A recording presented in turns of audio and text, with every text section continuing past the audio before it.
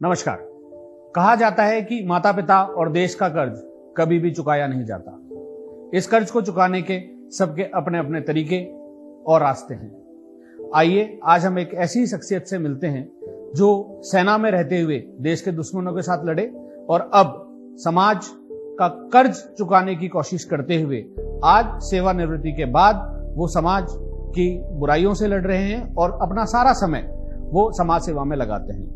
आज के हमारे मेहमान श्री वेद प्रकाश जी गुजर का मैं स्वागत करता हूं। नमस्कार। नमस्कार सुभाष जी। वेद प्रकाश जी, मैं आपसे निवेदन करूंगा कि हमारे दर्शकों के लिए आप अपना एक छोटा सा परिचय अगर 2 लाइन में दे सकें। मेरा नाम वेद प्रकाश गुजर है। राजस्थान के करौली जिले से बिलोंग करता हूँ।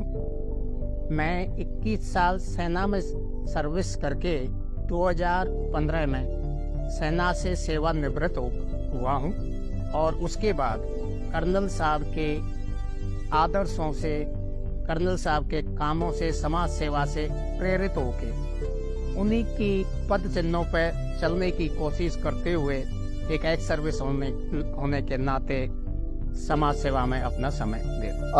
कर्नल किरोड़ी बैसला जी, जो कि आपके ही नहीं मेरे ख्याल से सर्व समाज के एक प्रेरणा स्रोत रहे हैं, और अगर मैं वहीं से इस सवाल को आगे बढ़ाने की बात करता हूं तो कर्नल किरोड़ी बैसला जी वो खुद भी एक पूर्व सैनिक थे, और जैसा कि आप उसी गुर्जर आरक्षण संघर्ष समिति जिसकी स्थापना कर्नल साहब ने करी, आज उसी गुर्जर आरक्षण संघर्ष समिति के पूर्व सैनिक प्रकोष्ठ के प्रदेश अध्यक्ष हैं।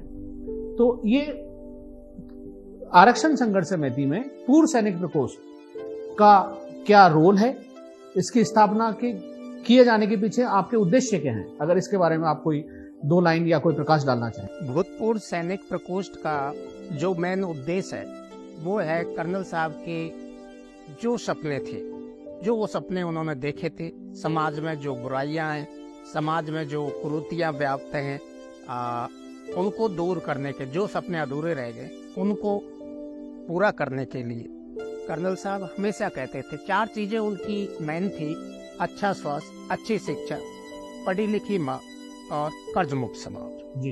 इन्हीं कर्नल साहब के अधूरे सपनों को पूरा करने के लिए हमारे आरक्षण संघर्ष समिति के अध्यक्ष आदरणीय विजय बैसला जी ने भूतपूर्व सैनिकों को सम्मान देते, उनकी जवाबदारी पर विश्वास करते हुए ये भूतपूर्व सैनिक प्रकोष्ठ का जो गठन किया है वो इसी उम्मीद से किया है कि जो समाज में व्याप्त कुरीतियां हैं, शिक्षा का गिरता स्तर है, युवाओं में नशे की आदत है, इस तरह की बुराइयों को दूर करें और गांव-गांव, डाणी-डाणी जाकर ग्रास रूट लेवल पर समाज सुधार के कार्य करें। हम विजय बैसला जी को भी ये आश्वस्त दिलाना चाहते हैं कि आपने जो भूतपूर्व सैनिकों पर ये भरोसा किया है 100% इस भरोसे पे खरा उतरेंगे। आपका पूर्व सैनिक प्रकोष्ठ, जो कि आपने बताया कि आप बच्चों की शिक्षा, स्वास्थ्य और खास करके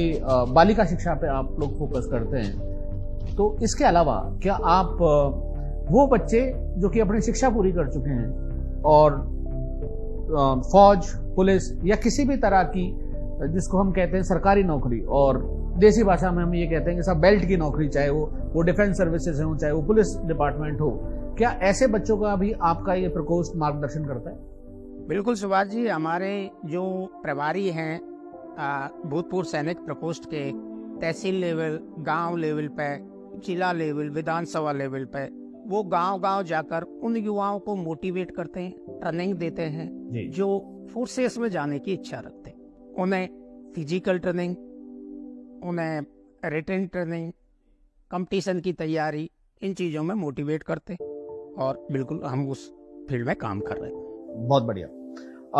मैं आपसे एक सवाल और ये भी पूछना चाहूँगा वेद प्रकाश जी की, जैसे कि हम सबको ज्ञात है कि इस साल के अंत में राजस्थान के अंदर चुनाव हैं, तो एक पूर्व सैनिक होने के नाते, क्योंकि आपने पूरा देश बहुत करीब से देखा है, आपने देश के हर हिस्से में अपनी सेवाएं दी हैं, आपने देश के हर हिस्से की सरकारों के काम करने के तरीके को आपने करीब से देखा है। ये प्रदेश जो राजस्थान आपका खुद का प्रदेश है, इसमें आने वाली सरकार को आप कैसा देखना चाहिए? सरकारें सुभाष जी सभी आती है, अपने अपने तरीके से काम करती हैं, लेकिन आज तक जो आपने देखा है, हमारा जो मेन उद्देश्य है वो है ग्रामीण क्षेत्रों में जी लोगों का विकास, जी लोगों को शिक्षा, जी स्वास्थ्य, इन चीजों की सुविधाएं मुहैया हो। जी हम चाहते हैं कि सरकार उस लेवल तक काम करे कि समाज में पीछे से पीछे की लाइन में खड़ा हुए व्यक्ति को भी सरकार की सुविधाएं मिले, सरकार की सुविधाओं का वो फायदा ले सके, सरकार की स्कीमों का फायदा ले सके जी और सर्वांगी विकास की ओर ध्यान। जी। आप जिस प्रकोष्ठ के आप प्रदेश अध्यक्ष हैं वेद प्रकाश जी, वो प्रकोष्ठ गुर्जर आरक्षण संघर्ष समिति का ही एक हिस्सा है। और अगर मैं गलत नहीं हूं तो गुर्जर आरक्षण संघर्ष समिति इस बार अपनी ताल ठोक चुकी है विधानसभा चुनाव में अपने राजनीतिक हिस्सेदारी के लिए। तो क्या मैं ये मान लूं कि आपका प्रकोष्ठ भी आपके गुर्जर आरक्षण संघर्ष समिति के जो राजनीतिक हिस्सेदारी की जो मांग है उसके अंदर आप लोगों का भी कोई राजनीतिक वहां पे कंट्रीब्यूशन रहेगा, या आप सिर्फ समाज सेवा तक ही खुद को सीमित रखते हैं? नहीं सुभाष जी, भूतपूर्व सैनिक प्रकोष्ठ टोटल ही गैर राजनीतिक सामाजिक सेवा से प्रेरित संगठन है। हमारी कोई भी राजनीतिक भागीदारी नहीं रही। हम सिर्फ और सिर्फ समाज में व्याप्त कुरीतियां, नशा, अच्छी शिक्षा, स्वास्थ्य, लोगों के उत्थान के लिए काम करें। वेद प्रकाश जी, अंत में आप अपने पूर्व सैनिक प्रकोष्ठ के सदस्य या आम जनता को आपका कोई मैसेज? सुभाष जी, मेरे साथियों से, चाहे वो भूतपूर्व सैनिक प्रकोष्ठ के सदस्य हैं या बाकी भूतपूर्व सैनिक राजस्थान के या संपूर्ण भारत के, जो आज अपनी सेवानिवृत्ति के बाद अपने घर पर हैं, उनसे अनुरोध करना चाहूंगा कि आप भी एक सैनिक होने के नाते समाज में व्याप्त बुराइयों के प्रति अपनी लड़ाई लड़ें, समाज में व्याप्त कुरीतियों के प्रति अपनी लड़ाई लड़ें। हम चाहते हैं कि कर्नल साहब एक भूतपूर्व सैनिक थे और हम उन्हीं के पद चिन्हों पर चलते हुए जितना हो सके अपने समय को समाज के लिए। मेरा एक सवाल और वेद प्रकाश जी आपसे, जैसा हमें बताया गया कि आप पूर्व सैनिक प्रकोष्ठ के प्रदेश अध्यक्ष हैं, तो जब मैं ये कहता हूं कि आप प्रदेश अध्यक्ष हैं, तो क्या आपके नीचे ये जो कार्यकारिणी जितनी बनी हुई है, ये संगठन का गठन जो है और आपकी जो कार्यकारिणी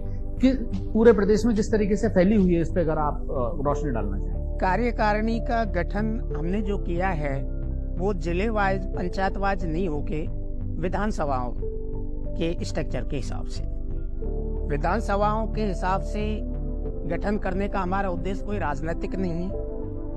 आप भी जानोगे, सरकार की योजनाएं, जनप्रतिनिधि, इनके जो फंड्स मिलते हैं, सुविधाएं होती हैं, वो विधानसभा वाइज अलॉटमेंट होते हैं। हम चाहते हैं कि हम डायरेक्टली हमारे जो प्रतिनिधि हैं वो जनप्रतिनिधि, सरकार के जनप्रतिनिधियों से बात कर सकें, विधानसभा में जो जनप्रतिनिधि हैं उनसे बात कर सकें, अपने क्षेत्र की अपनी विधानसभा की समस्याओं का समाधान करा सके। इसीलिए हमारा विधानसभा लेवल, विधानसभा के बाद तहसील लेवल, तहसील के बाद ग्राम पंचायत, पंचायत समिति लेवल तक हमारा संगठन फैला हुआ है। आपके समय के लिए बहुत बहुत धन्यवाद।